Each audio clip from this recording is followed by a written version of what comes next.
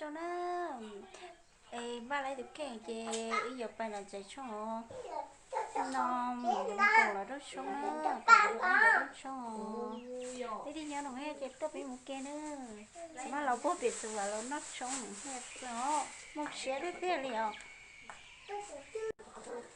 nhớ cho nó bài biết dùng keo nó người cậu nhìn nữa nó từ này là xì nó sống à cái gì mà tụi nó chỉ tao tia chỉ tao cho chỉ nó chạy chỉ nó mỏi nữa bé nè nè bác nè vậy đó bé mua keo em bóc cô dùng cao kia lo xem cái gì đó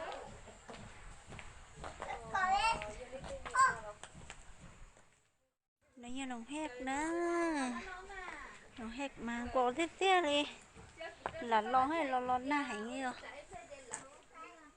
vậy đó cổ tiếp tiếp đi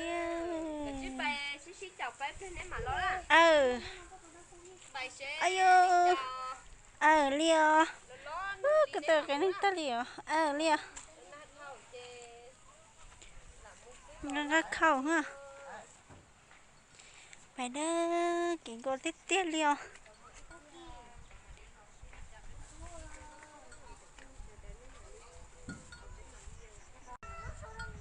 để tại dân là đến non sao nó nát trâu anh có linh có bây giờ nó nát tiếp tiếp lì đó kiếm luôn tiếp tiếp nó hét nó nát tiếp tiếp liều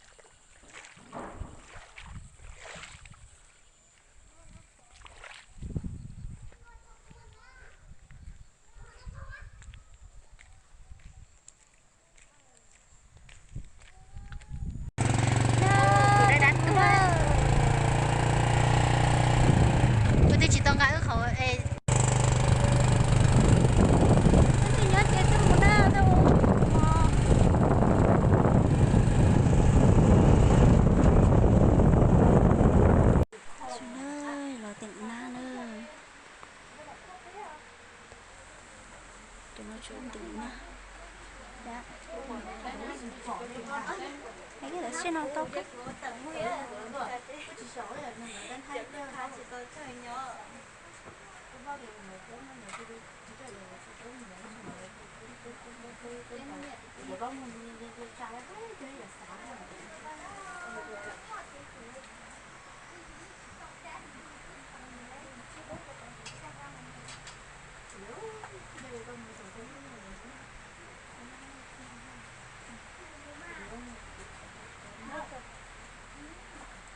đồ hay tên trẻ chỉ suy rồi thì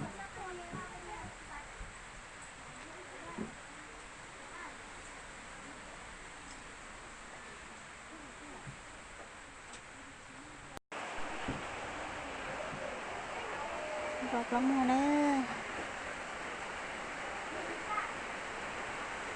cái này nhóm mà nó mà nhốt thầu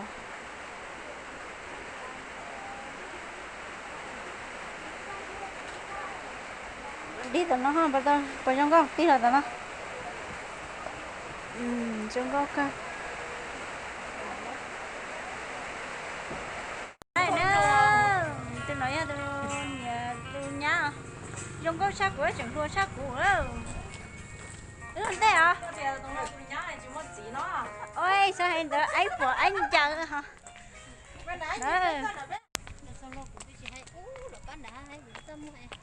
nè nó hay tao nó bulu nó bulu có lá sắp lại phải đó tôi muốn nè lấy đi nhau heo nè nè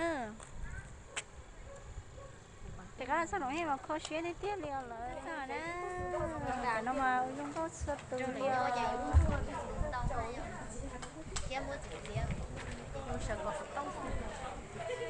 Đi không một chuỗi vừa lấy đồ lớn à? Lá là cái cũng được rồi. Chỉ là mấy chuỗi. Cái lửa bớt to. Ai nhảy xuống à? Cái lửa chạy tao thôi. Nhảy xuống à? Nhảy tới gì? Tôi nó xuống rồi, nó xuống rồi à? nói thì nó khéo. Để đi nhớ gì không kì tôi nữa. Tôi phải nó nè rồi sẽ Chúng tôi sai nữa. Chết gì trên cái bao khu ạ? Chúng tôi thích chứ.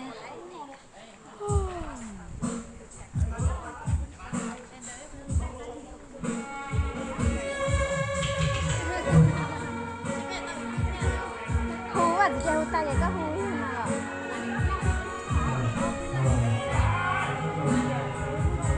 Nhưng mà bây giờ để trong sẽ con trong số này. Nói là nói rồi cho hay chả. Có chuyện xong hùa hiểu chứ hay chả nè. Có chuyện xong hú chuyện gì.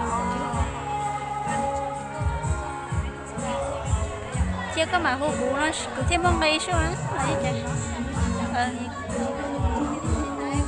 Chỉ dụ.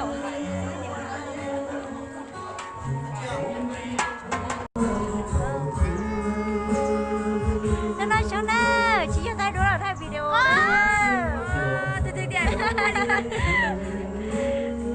Nhớ đồng kiểu vậy chứ. Nói cho tụi này lâu. Nói cho tụi này lâu vậy nè. Ta cho bán nó cũng có ra đồ tôi nhớ được rồi chứ. À sao hai linh đâu mà.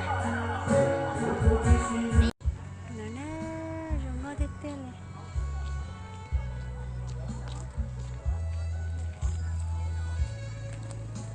Anh nhớ thôi. Muốn đến à? Bé không có